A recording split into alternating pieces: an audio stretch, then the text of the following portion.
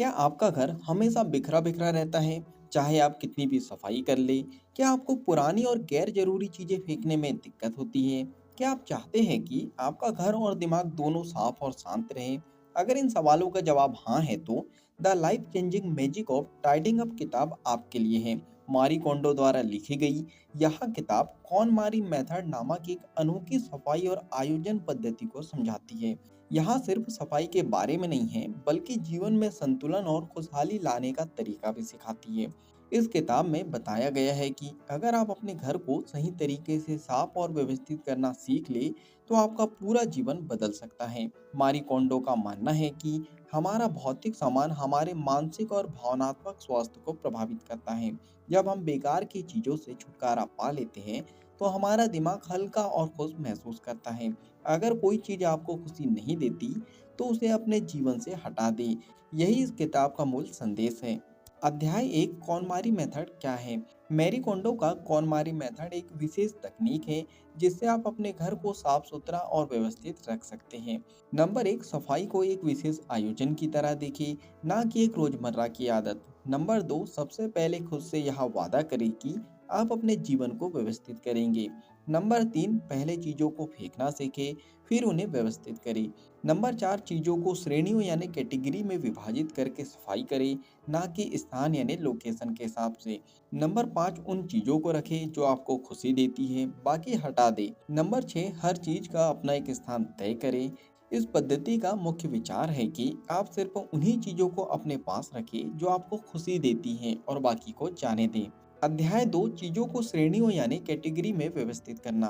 मेरी कोंडो कहती है कि सफाई करने का सही तरीका यहाँ नहीं है कि आप एक कमरे से दूसरे कमरे में जाएं, बल्कि चीजों को उनकी श्रेणियों में विभाजित करें। सफाई करने की सही श्रेणियाँ। नंबर 1 कपड़े। पहले अपने सारे कपड़े एक जगह इकट्ठा करें और देखें कि कौन से कपड़े आपको खुशी देते हैं और कौन से कपड़े आपको खुशी नहीं देते हैं। नंबर 2 किताबें। सिर्फ उन्हीं किताबों को रखें जिन्हें आप सच में पढ़ना चाहते हैं या जो आपको प्रेरित करती हैं।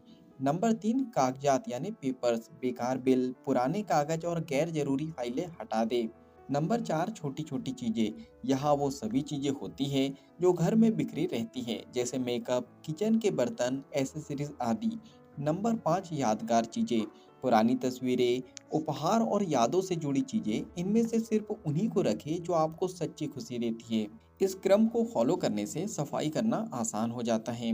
अध्याय 3 स्पार्क जॉय सिद्धांत। जो खुशी ना दे उसे हटा दें। मैरी कोंडो का सबसे महत्वपूर्ण विचार है स्पार्क जॉय सिद्धांत। जब आप किसी चीज को हाथ में ले तो खुद से पूछें, क्या यह चीज मुझे खुशी देती है? अगर जवाब हाँ है तो उसे रखें, अगर जवाब ना है तो उसे जाने दें। चीजों को फेंकते समय धन्यवाद देना ना भूलें। इस तकनीक का सबसे बड़ा फायदा यह है कि आप अपने जीवन में सिर्फ उन्हीं चीजों को रखते हैं जो आपके लिए सच में मायने रखती हैं। अध्याय 4 सफाई के बाद क्या बदलाव आता है? जब आप कॉनमेरी मेथड को अपनाते हैं, तो आपको कई सकारात्मक बदलाव दिखने लगते हैं। मानसिक शांति मिलती है। जब घर साफ सुथरा होता है तो दिमाग भी हल्का महसूस करता है। उत्पादकता बढ़ती है, यानी क्रिएटिविटी बढ़ती है। कम अव्यवस्था का मतलब है कि आप ज़्यादा फोकस कर सकते हैं। कम खर्च होता है। जब आप गैर जरूरी चीज़ें हटाते हैं तो भविष्य में बेकार की चीज़ें खरीदने की आदत भी कम हो जाती है। जीवन में खुशी बढ़ती है। जब आप सिर्फ उन चीज़ों को रखते हैं जो आपको खुशी देती है, तो आपका जीवन ज़्यादा आनंदमय बन जाता है। मेरी कोंडो कहती है, जब आप अपने भौतिक सामान को व्यवस्थित कर लेते हैं तो आपके विचार और भावनाएं भी व्यवस्थित हो जाती हैं। चलिए फाइनली इस बुक समरी के निष्कर्ष पर हम पहुंच चुके हैं।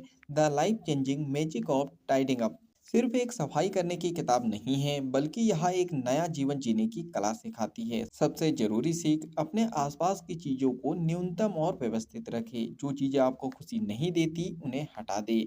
सफाई सिर्फ बाहरी नहीं बल्कि मानसिक भी होनी चाहिए।